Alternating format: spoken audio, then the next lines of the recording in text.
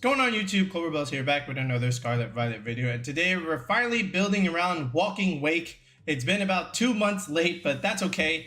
It's better late than never. So why did we hold off on Walking Wake for so long? Because it wasn't really doing well. Okay, people struggled with it, throughout most of Regulation F. Raging Bolt ended up being the better option to use as far as like a special attacker.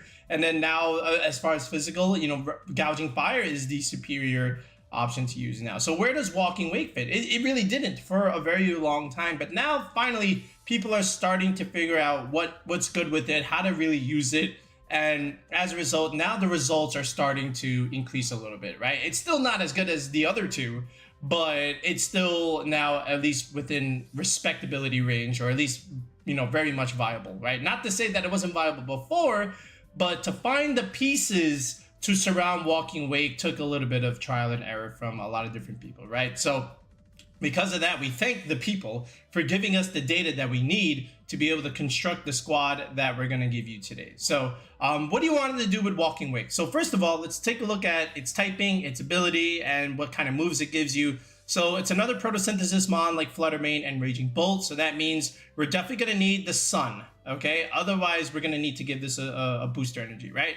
And if you look at its stats, 125 special attack and 109 speed, very, very good, right? It's a fast special attacker, so that's great. You can't intimidate cycle this, right? And then water dragon typing, also pretty good, right? You just consider, the weakness to grass and electric. Now it's neutral because you have the dragon typing.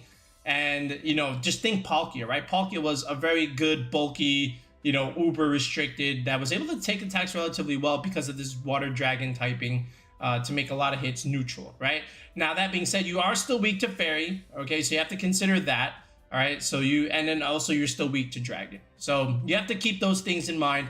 But as far as like, movesets, this was the mainstay, like Hydro Steam, Draco Meteor, of course, your two stat moves, then Flamethrower, right?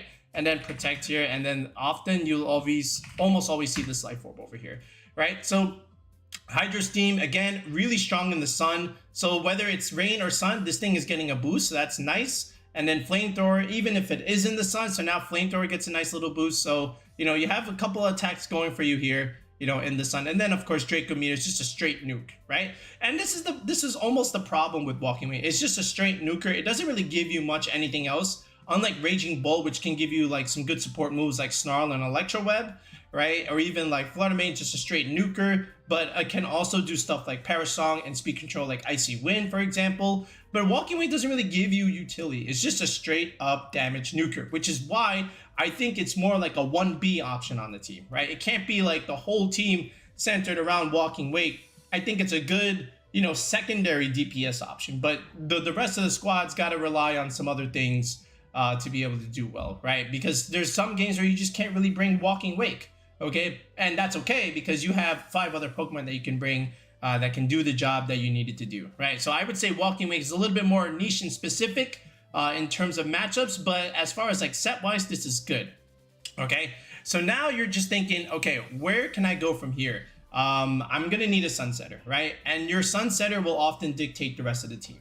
So you could either do stuff like this with Tornadus. You could do stuff like Whimsicott here, where they both get access to Sunny Day, right? And then after that, then you can either consider Torkoal here, right? Where you can just bring out the sun manually, not have to rely on a prankster move, right? So this is where you have to consider your second option on the team. Who is going to be my Sunsetter? Do I want it to be the Tornadus, the Whimsicott, or the Torkoal, right? And for the purposes of our video, we can show you what these other two options would look like as far as like the rest of the team when we look at some tournament results, but we opted for Torkoal here, right? So then after that, where do we go? I'm going to need another photosynthesis mon that's going to benefit, and Fluttermane just immediately comes to mind. Again, another strong fairy type here. Again, top 3 usage in the format for nearly a year now, so you might as well go for it, right? And this is your core, right? Walking Wake, Torkoal, and Fluttermane. And then after that, then you have to consider, okay, look, am I just simply going to be pivoting the Torkoal in and out, just to, support the Walking Wake and Fluttermane? Do I want to go like that eject pack set, with, overheat, get out of there and then bring something else in, and then stuff like Yawn or Helping Hand and then just protect? Like, you can play the Torkoal like this, and just have it like be a bulky support set, you know, with something like this. Or you can opt for the more, you know, a DPS set where you're just going for like eruptions and heat waves, and then just protect here. And then you have something like the charcoal over here. So now in Trick Room, for example, now the Torkoal can start sweeping. Well, the question is, who's going to be my Trick Room setter? Okay, so the purposes of this video, we opted for this set, and we opted for Farigiraf here. So again, with the Farigiraf, you now are protected against priority moves, all right, thanks to Armor Tail. And now you can set Trick Room, right, which gives you speed control for your team. And now all of a sudden the Torkoal can start clicking eruptions and heat waves in Trick Room, right? And you also deny, you know, those Tailwind Tornadus teams, because now, you know, if they want to get the advantage over Walking Wake and Fluttermane by clicking Tailwind, now you have the advantage of clicking Trick Room, and all of a sudden now they have to struggle a little bit to get the advantage against you in terms of like the pressure, right? So we start with these 4, right? And then the last 2 slots can vary depending on how you want to play the rest of the team. And we're going to show you some of those options, right? But as far as like a building point of view, I think you just start with these 3 and then a Farigiraf here, right? And that's, you know, it's pretty solid. It's pretty consistent. We've seen the results. So now let's take a look at what some of these other options and what these other archetypes within Walking Wake would look like if you vary the Sunsetter and also these last 2 slots here. All right, so once again, we're going to go into the LabMouse website. And once again, shout outs to all the guys at LabMouse for doing the job over there, because without them and providing this resource, you know, videos like these are just not possible. And the data is a lot harder to grab. We would have to manually go onto the Limitless websites and just search. But now we have the LabMouse to help us out here. And the filter ability is nice. So what I've decided to show you guys is we're going to look at Walking Wake teams without Jump Bluff. So that's where I click the exclude button here, because the Jump Bluff variant, while it is good, it was like the very first Walking Wake team that was like solid. That was made by Mr. Pengy, right? Mr. Stefan, right? But, you know, you can find that team anywhere. I want to show you different options and different ways to build Walking Wake without using Jump Bluff, right? So let's take a look here.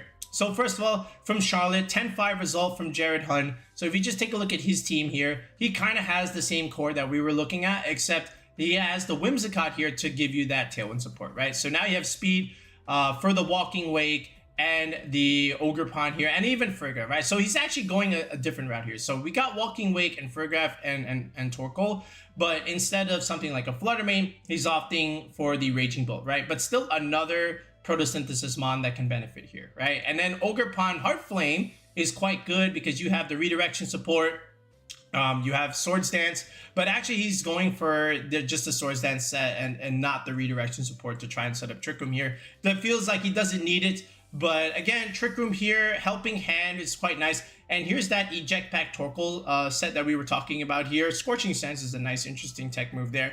But overall, you have 2 modes here, Trick Room and Tailwind. I think this is a good way to consider. So shout outs to Jared for doing that. So if you wanted to do Whimsicott, that would be the way, all right? Then if we look at Hiswan's team over here, so we have both Walking Wake and Fluttermane and the Walking Wake here, right?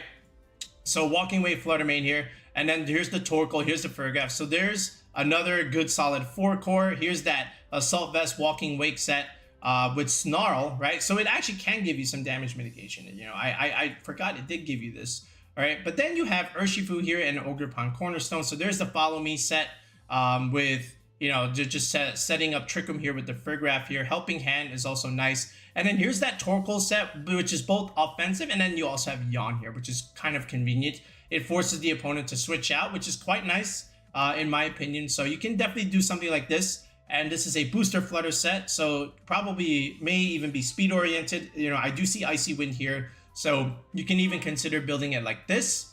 Okay, then if you keep going down, oh, this is Michael's team. This one is with Venusaur, so this one's interesting, right? So Venusaur, another good beneficiary of the sun because of chlorophyll. So now you have, you know, offensive set with Life Orb, Sludge Bomb, Weather Ball, Giga Drain. Okay, and then this is a Choice Specs Walking Wake, right? So, but still, you still see some familiar cores and ideas with Farigiraf, Torkoal, Walking Wake, and Fluttermane, right? There's that 4-man core, and then we just have a Fake Out setter here with Iron Hands and another offensive set, you know, with Venusaur here, another beneficiary of the sun. So Fake Out plus another Photosynthesis or beneficiary of the sun, and then at the same time, you also get this Fire, Water, Grass core with Venusaur Torkoal, and Walking Wake. So there's the idea there. So nice job from Michael for trying to utilize Venusaur here. Then you got Aaron over here, and he's saying, look, if we're gonna have Torkoal, let's add Hisuian Lilligant here. So now we can go for these after your eruption plays. So this gives you another option on the team, another flexible option. And again, here's Raging Bolt and Walking Wake. So the two photosynthesis mons here, right? So right away you already see that we're gonna need a secondary photosynthesis mon, whether it be like Raging Bolt or Flutter Mane, or maybe even both. Okay. And then here's Fergap, and then here's Glamora here. This is an interesting one. Glamora in a team like this is interesting. I don't know about this option here. I'd probably go a different route here, maybe something more physically offensive here, like the Ogerpon or the Urshifu, but I understand it. It's totally okay, right? And then over here, okay, so you could even do it like this, where you say, look, if I'm gonna have Walking Wake and Flutter Mane, all right, if I have Whimsicott now let's add a Chiyu here. Let's make everything do more damage, right? With Walking Wake and Flutter Mane and adding the Chiyu here. So that's also fine. And then the Hisuian Gudra is also another interesting option here, just because, again, Dragon Fairy Steel Core, okay? And then at the same time, Fire, Water, Grass, right? So, and then Galarian Zapdos is another interesting option here. Just being that anti-intimidate option could be good. That being said, we don't really have any physical attackers here. So I wonder why of the Galarian Zapdos set here, but it does have Brave Bird, Close Combat, Terra Blast, Terra Electric. That's interesting. So that's pretty cool and interesting. But here's another one from Demonative, right? And this one has the Kingambit set, and I like this idea, right? With Walking Wake, Torkoal, Fergraf, and Flutter Mane. Again, there's that 4-man core. Then you have the Lilligant, like we mentioned. So complete your Fire, Water, Grass core with Walking Wake, Lilligant, and the Torkoal, and then add a Steel type with Kingambit here. AV Kingambit is quite good, and now you have this Dragon Fairy Steel Fire Water Grass core. So I like this a lot. So good job here from Demonative. And then what about like some of the Tornadus ideas here, right? So you saw a few, okay, but I think this one's pretty good here. There's actually a few options here, right? And let's go a little bit more standard here. Here's the Sunny Day Tornadus, here's the Flutter Mane, here's the Walking Wake, right? So there's your Sun Center as opposed to Torkoal. Then you add Incineroar here, okay, and Amoonguss. So here's your Fire, Water, Grass core. So Amoonguss gives you something to play in Trick Room, and then here's the Dark type on your team to help you deal with Side Spam stuff. Here's the Black Glasses Urshifu. So this is one way to consider. And Psyshock, Choice Specs, Flutter Mane is quite good as well. That's going to be good against like Ogerpon, the water variant, right? So there's that. Okay, then you have this one over here from Anime Redneck. So a similar idea, but instead we're going with the Assault Vest Heatran here with Solar Beam. That's pretty good. You need a strong grass move, I feel like on teams like this. So this is also pretty good. And then here's Mystical Fire as your tech choice, but still similar idea as the previous player, okay? Then you can even do stuff like this with Zach here. All right, so here's Whimsicott, and then you have double Fake Out option here with Iron Hands and Incineroar, and here's the Ogerpon Heart Flame, and then Walking Wake and Flutter Mane over here as well. All right, so again, you can go just go through down this website here. I wouldn't go past 6-3 as of this moment. I think these are just good options, and just to give you some ideas. We'll look at one more. We'll look at Brian's team here. So Raging Bull, Ogerpon. Yeah, this is probably the way I would do it almost, right? With Walking Wake, Torkoal, Fergraf here. Yeah, I think this makes a lot of sense. So what we're gonna do now is, now that we've seen what is successful, let's go back into the team builder. Let's rebuild our squad, and then let's go from there. Okay, so to round out this team, I think what we're gonna end up doing is just follow conventional means. We'll give you actually two versions, okay? So we'll go with Kingambit here, okay? I do like Kingambit on this kind of team, just because, again, another physical option in Trick Room, and it's also really good in the Tailwind Mirror matchups. Not that we have the Mirror, but in Tailwind matchups, just because you have so much priority against them, and then at the same time, Assault Vest just lets you sit in front of those Side Spam teams and then just keep clicking your dark moves over time, right? So I really like Kingambit here. And then you can just do this, right? We need another grass type here. You can go the Lilligant route, but I liked the Heart Flame Ogerpon, and it does multi-purpose options here. First of all, it's another good strong grass type, and it's also a fire type that benefits with Torkoal in the sun. Okay, so you can also, think of it that way. And again, just something that can give you some aggressive play as far as like the physical side, because we have all the special attackers we need with these three, right? But now we have Ogerpon and Kingambit to give me some physical attack damage pressure, right? And then the redirection support is going to be important, whether you want to protect Fluttermane, protect Kingambit, and all things like that. I think Ogerpon Heart Flame makes a lot of sense. Now, you may find it a little bit weird that I'm using 2 fire types, but it's fine. They're 2 very fundamentally different Pokemon here, right? The other way to go is just go with the Raging Bolt idea, right? So now we have another Photosynthesis Mon, and then with the Assault Vest, okay, considering the fact that we have access to Snarl, you can definitely do it like this. So now you have damage mitigation from the special attack side like this. And, you know, if you don't want to bring the Walking Weight, you could definitely bring Fluttermane and Raging Bolt with like a Torkoal, for example, right? So you can definitely consider it like this, and this is where we'll give you 2 versions, right? One with Kingambit and the other one with Raging Bolt, right? So for the first part, let's just do Kingambit first, all right, and then we'll give you the Raging Bolt version, right? So I think from here, we just go Choice Specs Fluttermane, you know, keep it relatively standard with your 3 stab moves with Moonblast, Shadow Ball, and Dazzling Gleam. And then here your 4th move can be a lot of different things. You can definitely do Parasong, which can help you in a lot of matchups, you know, versus like Dondozo, versus setup mons like Kamo. You can definitely do it like that, or you can just opt for Icy Wind just to give you a little bit more speed control in the fast point of view, right? And then from here, you could do Torkoal, again, Eruption, Heat Wave, Protect. I like Helping Hand here, believe it or not, as opposed to the ground move in this particular idea, just because you have so many plays where you can just use Torkoal, click Helping Hand into Fluttermane, Ogerpon, or Walking Wake, and then they're going to do so much damage, right? Especially if your Torkoal's already chipped, right? Because then it's not doing so much Eruption damage, and then Heat Wave, you know, you have to wait if you're not in Trick Room, right? You're going to be the last thing to move. So let's go Helping Hand with some of our more faster options, and then just nuke things to death. And then, you know, Torkoal can be played that way as opposed to just a standard Trick Room nuker, right? And then Ogerpon here, very standard set. Again, Ivy Cudgel. Let's go with Woodhammer. And then Follow Me.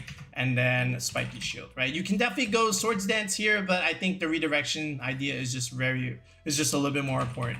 Citrus Berry here or Safety Goggles works, especially in Trick Room matchups. If you're afraid of Amoonguss, that's okay. We have the Torkoal to nuke it, so, you know, I'm not really afraid to not put a Goggles here on the Fraygraph. I feel like the Berry is just a little bit more important for their longevity purposes. Dazzling Gleam for your your Fairy move, and then Helping Hand. And then over here, you can do Psy Shock or Psychic. I think both are quite good, depending on how you want to play it. So up to you. But, you know, if you want Psy Shock, that'll help you against stuff like Ogerpon, right?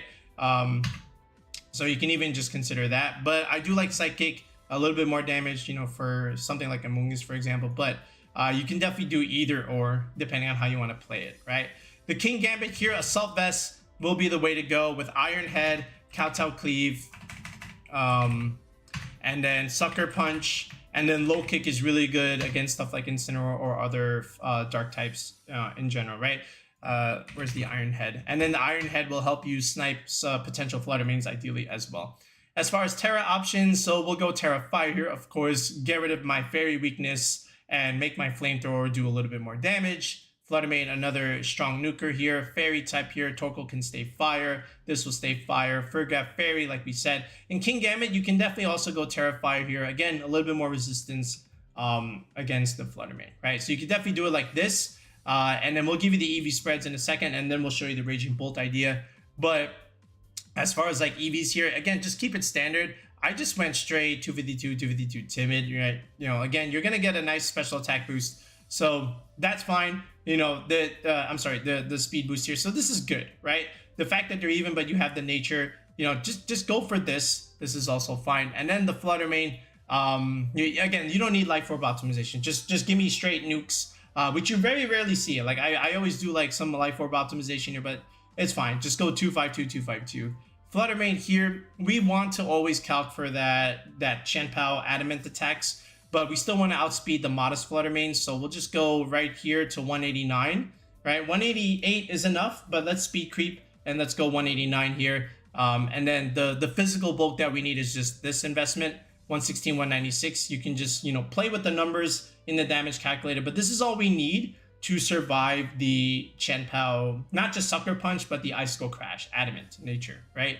then 1 point in Spadef, and then the rest just goes into special attack like this. And, you know, again, if you're a new viewer, the whole idea is that you're outspeeding the modest Flutter mains, you have enough physical bulk to survive the Chien-Pao attacks, and you're still dealing good damage with choice specs. And now with Torkoal on your side, now you get a speed boost as well, just because you have more speed as opposed to special attacks. So you get the best bang for your buck with this kind of Flutter main here. Torkoal, I just want you to nuke, and that's it. So we're just gonna go quiet. All right, 252, 252 set. You know, with the special attack maxed out, as much HP as we can, and then just dump the rest in Spadef. Ogerpon here, so I made this one relatively slow, but still like a good strong attacker, right?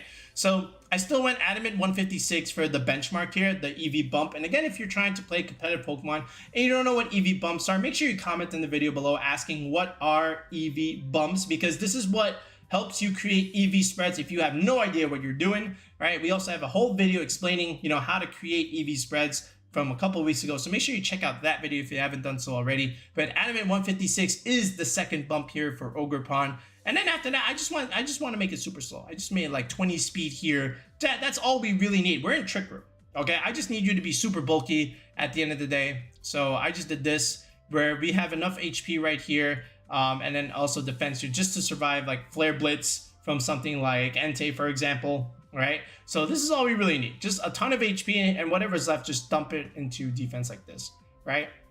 Then the Ferrigraph here, so I'm going to use my older Ferrigraph set, not that it was old, like it's still from our rental, just enough EVs here to survive the Urshifu Wicked Blow. So I just went Relaxed Nature here, 0 speed investment, all right, 252 HP, and then this is all we needed as far as like the investment. 172 defense gets me that survival against the Urshifu Wicked Blow, and then just dump the rest into special defense like this.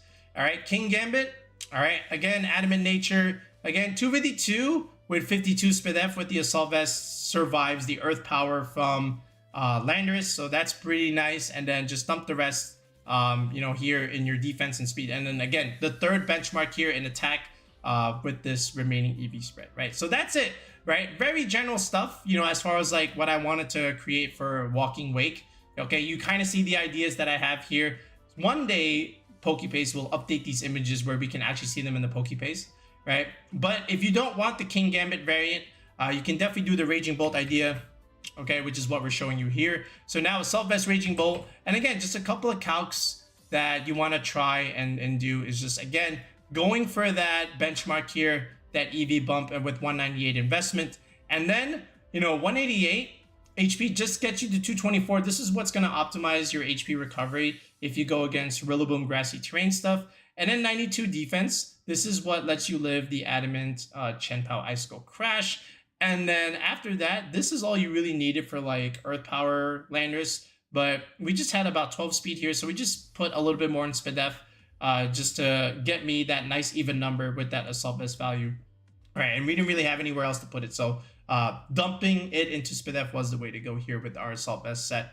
And then after that, again, just like Thunderclap, your priority move, Thunderbolt, right? And then Snarl for your support set, and then Draco Meteor, again, another big nuke. All right, and then with Torkoal, like this thing is doing good damage, right? So you're gonna be bulky and you're gonna be doing big damage. So you can definitely consider the Raging Bolt like this on this particular team. So either AV Raging Bolt or you could do AV Kingambit here, right? And I think they're both good. We've tried out both, and I'm gonna show you how both work when I show you a couple of practice best of 3 series. So let's take a look at those. All right, so this guy has the Regidrago Tornadus idea, but again, the first thing I see is that there's no Indeedee or Ferrigraph, which is what these guys normally should run. But now he has no way to stop my Trick Room, and he has no way to stop my Kingambit clicking Sucker Punch against his Regidrago, reducing his Dragon Energy damage, right? And he can't really bring Incineroar here. I mean, he can, but, you know, my Kingambit is just going to get a nice boost. So the strength in the early game is going to rely on Ferrigraph and Kingambit here, because he just doesn't really have a way to stop it. So he's going to go with Tornadus and Regidrago. That's fine by me. Here we go, Ferrigraph and Kingambit. I don't know what he does to stop this. He can't taunt me. He goes into Rillaboom, which is totally fine. All right, so here's the Sucker Punch play into Regidrago, and he goes for Dragon Energy, which again doesn't kill me because I'm able to chip it for good damage. And now I set up Trick Room, right? And Rillaboom can't go for Fake Out, it can't go for Grassy Glide, so we're kind of just chilling here. He goes Protect, that's a smart play. Okay, we just go D-Gleam to try and put pressure on the Regidrago. The Rillaboom has the AV. I tried to put pressure on it, but again, he just goes for that. But Wind Hammer doesn't KO Furgraf. We've got great EVs on this thing. All right, so good live from Furgraf there. That was huge. Okay, and now we can just go into Torkoal to try and take advantage of our ticking turns of Trick Room. He goes into Tornadus here. All right, we're gonna get free damage onto that Tornadus. All right, and now he goes high horsepower into Kingambit instead, right? Which is still fine. Okay, I'm okay with Rillaboom going for that. He goes Terrifier. He has no choice. He goes for Protect. But again, Torkoal has all the pressure here with Eruption. All right, my Kingambit here has the offensive play with Couch-Up Cleave. Grassy Glide's not gonna help him here. Okay, and now we just remove the Rillaboom. Okay, now he goes back into Instant. So thank you for the boost onto my Kingambit. All right. And we go into Furgraf here, which is kind of funny. He wanted the Fake Out, okay, but he's not going to get it. We're going to deny the Tornadus any ability to do anything, right? We just click Eruption. And again, that was our last turn of Trick Room, but we're still fine. Again, here's Regidrago, but he doesn't really have a whole lot going for him. We're just going to go Helping Hand. He goes for Earth Power. A crit would have been great on him, okay? That would have been fine, but he doesn't get it. And now I just have a Helping Hand Heat Wave, and that's all I needed to do enough damage into Regidrago, because now we just go into our Flutter Mane here with the speed advantage, and there's nothing else the Regidrago can really do, especially when I go Terra Fairy here. I just go Helping Hand. He clicks Protect, but really the threat was the Instant, so I kind of read that and just try to nuke that Instant and get it out of here, right? And now the Regidrago really has no way of winning this, and he just forfeits game 1. So now with game 2 here, again, I'm just pretty much going to lead the same way. I want to see how he just... So he goes for Urshifu Instant, so that's a little bit better because now he has pressure into the Kingambit. So I kind of wanted to see how he decides to play the Urshifu here, right? So I kind of make a mid-ground play. I give up the Kingambit, which probably in the end wasn't so good, and he clicks Knockoff, okay? And he knocks off my Berry, and I just want to go straight D-Gleam just to see how much damage this would have done, right? So didn't really do as much as I would have liked. He goes into Goldango here. I go into Torkoal to power up my Flutter Mane here to make the Urshifu do less damage potentially, right? And I go Terra Fairy, and unfortunately this Moonblast just doesn't quite KO. Even Helping Hand probably would have helped me there, right? Knockoff into Torkoal. So right now he has all the momentum here, right? And the Goldango, again, Terra Fairy there. Again, I knocked out the Instant, but Make It Rain, Life Orb is just going to do way too much damage, right? And I can't Protect because I have Specs, okay? And now he just brings in whatever he wants, right? Even the Heat Wave on the Goldango here is just not really going to help me because now he just has all the pressure. I go Furgraf, but this is not enough. There's the Ursh. I can't really set up Trick Room here. He just kind of pins the Furgraf here, so I'm forced to just forfeit game 2. All right, so game 3, if he's still going to lead the Urshifu like that, then we're going to still lead the same way, but we're going to make one adjustment and not lose the Kingambit straight away like that. So what we're going to do instead is actually go for our Terra option here on the Kingambit, right? So this way we don't die to close combat. So here's the Terrifier. He actually goes straight into the Furgraf instead, which is actually a little bit surprising, right? All things considered. But now I have the +1 Kingambit still on the field. He clicks Knockoff. He can't kill the Furgraf. Low kick into Instant does a ton of damage. We proc the Berry. We have all the pressure next turn. And now here's the Trick Room. All right, so the Urshifu clicks Protect. That's fine. I tried to put pressure on that slot, but Protect was correct there. So the Instant has free play into the Furgraf. He knocks it out. So he gets that turn right against us. But now we go into Torkoal here, right? And Torkoal is going to start doing a ton of damage here with the Eruption. But actually the Instant lives on 1, okay? And the Urshifu also lives on 1. So that's very unfortunate for me in that sense. I thought both of those things would be enough to KO. But all is still not lost, okay? Because this Surging Strikes is still not going to be doing a ton of damage here. And Torkoal is still going to be putting on pressure in Trick Room, right? It's just unfortunate I wasn't able to get either KO there. Okay, but there's the Fake Out from the Rillaboom, but that's fine, right? Because now we can just kill the Urshifu like this, all right? And now down that goes, so that's good. That removes the Surging Strikes threat against my Terrifier Kingambit. And the Incineroar gives me another boost, which is kind of funny. There's the Fake Out. I'm not protecting the Torkoal, right? I want this thing to still put on pressure, all right? There's the Iron Head into Rillaboom here. High horsepower, good damage, but again, still not enough. Kingambit kind of just chilling here. You know, all things considered, he can't really remove me. The Torkoal is still looking good. There's the Grassy Glide doing everything he can at this point, okay? And Sucker Punch was actually, I didn't think he would actually go for Grassy Glide. I thought he would try and do an attack there. But here's Goldango. Heat Wave, good damage, goodbye Rillaboom, okay? And then we're still fine, right? And now he has no choice.